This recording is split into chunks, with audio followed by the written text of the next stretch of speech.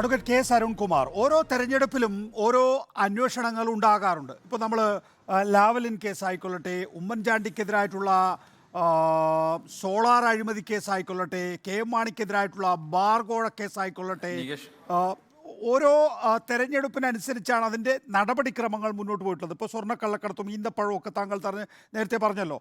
അതുപോലെ തന്നെ ഇപ്പോൾ SFIO അന്വേഷണവും ED അന്വേഷണവും എന്നുള്ളതാണ്.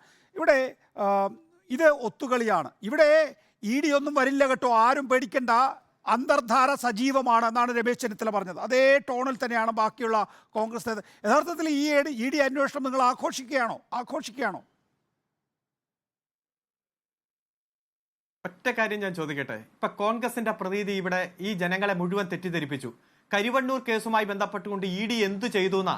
മിസ്റ്റർ, ED അന്വേഷണം പൂർത്തീകരിച്ച് റിപ്പോർട്ട് കൊടുത്തു. കരിവണ്ണൂർ കേസിൽ ED അന്വേഷിച്ച കുറ്റപത്രത്തിൽ 56 പേരുണ്ട്. ക്രൈംബ്രാഞ്ച് അന്വേഷിച്ച കേസിൽ കണ്ടെത്തിയ 4 പേരുൾപ്പെടെ ഒരു കേസ് അന്വേഷണം പൂർത്തീകരിച്ച് റിപ്പോർട്ട് കൊടുത്താൽ ഈ ED എന്തു ചെയ്തു എന്നാ ചോദിക്കുന്നത്. സ്വർണ്ണക്കള്ളക്കടത്ത് അടക്കമുള്ള കേസുകളിലും ED അന്വേഷണം പൂർത്തീകരിച്ച് റിപ്പോർട്ട് കൊടുത്തു.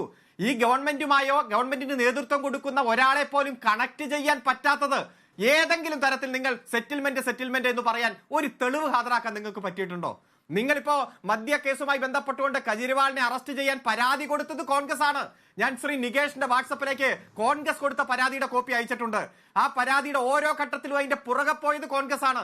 അതുപോലെ തന്നെ മുഖ്യമന്ത്രി സ്ഥാനം എന്തുകൊണ്ടാണ് കെജ്രിവാൾ ഒഴിയാത്തതെന്ന് മിനിങ്ങാന്ന് ട്വീറ്റ് ചെയ്ത് ചോദിച്ചത് മഹാരാഷ്ട്രയിലെ കോൺഗ്രസിന്റെ നേതാവാണ്.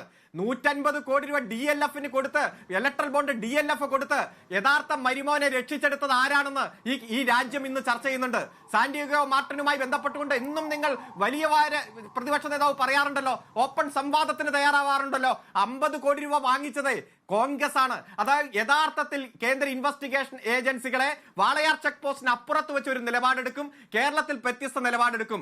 ഇവിടെ തെറ്റിദ്ധരിപ്പിക്കുന്ന പ്രസ്താവന നടത്തുന്നത് കോൺഗ്രസ് ആണ്. ഒരിക്കലും BJP ഇലക്ട്രൽ ബോണ്ട് ഉപയോഗിച്ച് കോടികൾ ഉണ്ടാക്കിയതുപോലെ തന്നെയാണ് കോൺഗ്രസും ഇലക്ട്രൽ ബോണ്ട് ഉപയോഗിച്ചുകൊണ്ട് ഉണ്ടാക്കിയിരിക്കുന്നത്. അതിനെതിരെ ശക്തമായിട്ടുള്ള ഫൈറ്റ് നടത്തി ആ അഴിമതി പുറത്തു കൊണ്ടുവന്നു എന്നതുകൊണ്ട് BJPയും കോൺഗ്രസും ഞങ്ങളെ എതിർക്കുകയാണ്. ആധികാരികമായി ഞങ്ങൾ പറയുന്നു, അന്വേഷണത്തോടെല്ലാം സഹകരിച്ചിട്ടുണ്ട്, അന്വേഷണം നടക്കട്ടെ. പക്ഷേ നിയമവിരുദ്ധമായി അന്വേഷണം പ്രഖ്യാപിക്കുന്നതും അതിന്റെ പേരിലുള്ള വേട്ടയാടലുകളും ഗൗരവമായി രാജ്യം ചർച്ച ചെയ്തുകൊണ്ടിരിക്കുന്ന സാഹചര്യം തന്നെയാണ്. 0.42% കൺവിക്ഷൻ റേറ്റ് ഉള്ള ഏതെങ്കിലും ഒരു ഇൻവെസ്റ്റിഗേഷൻ ഏജൻസി ലോകത്തുണ്ടോ? കണ്ടെത്തിയ പണത്തിൽ 1% പോലും കള്ളപ്പണമാണ് എന്ന് തെളിയിക്കാൻ കഴിയാത്ത ഏതെങ്കിലും ഒരു ഇൻവെസ്റ്റിഗേഷൻ ഏജൻസി ഈ ലോകത്ത് എവിടെയെങ്കിലും ഉണ്ടോ? അതുപോലെ തന്നെ ആകെ അന്വേഷിച്ച കേസിൽ വളരെ കുറച്ച്, ഞാൻ ആദ്യം പറഞ്ഞല്ലോ ശതമാനമെല്ലാം, അത്ര ദയനീയ പ്രകടനം നടത്തുന്ന ഒരു ഇൻവെസ്റ്റിഗേഷൻ ഏജൻസിയെ കാണിച്ച് ഞങ്ങളെ വിരട്ടാൻ വന്നാൽ ആ വിരട്ടലിന് മുന്നിൽ വീണു പോകുന്നവരല്ല ഞങ്ങൾ. അത്തരത്തിലുള്ള ഇൻവെസ്റ്റിഗേഷനെ ചങ്കുവിരിച്ച് നേരിട്ട് നിയമപരമാണെങ്കിൽ അങ്ങനെ ജനങ്ങളെ സംഘടിപ്പിച്ച് പോരാട്ടം സംഘടിപ്പിച്ചിട്ടാണ് അങ്ങനെ നേരിട്ട് വന്ന പാരമ്പര്യം തന്നെയാണ്. അതുകൊണ്ട് ഈ തെരഞ്ഞെടുപ്പ് കാലത്ത് ജനങ്ങളെ കബളിപ്പിക്കാൻ, തെറ്റിദ്ധരിപ്പിക്കാൻ വേണ്ടി എല്ലാ അന്വേഷണവും ജിൻഡോ ജോണിന്റെ ഭാഷയിൽ